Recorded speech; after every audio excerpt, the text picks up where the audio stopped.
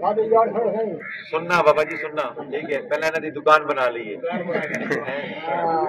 ठीक है जी, तो क्या किस चीज की परचून की बनानी है, कितने का उसमें सामान आ जाएगा? वो तो मुझे कितना प्रॉफिट दोगे उसमें? 50-50 करेंगे। 50-50 करेंगे।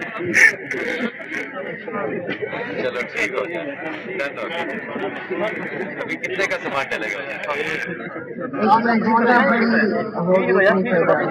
महल्ला है ना आपका? नहीं, बहुत बड़ा महल्ला है।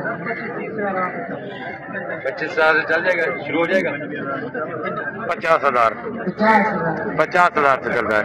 मुझे प्रॉफिट भी तो देना है ना। वो तो बाद में करेंगे ना, जब अच्छा चले जी, इसको अपना 50,000 भिजवा दें, ठीक है? ओके, हमारी दुकान देखने होगा, महीने बाद मैंने आधा प्रॉफिट लेना है, ठीक है? ये मैं अपनी तरफ से पैसे कर रहा हूँ, ये वो दूसरा खाता नहीं है, ये हमारा बिजनेस है, रिकवरी करनी है मैंने।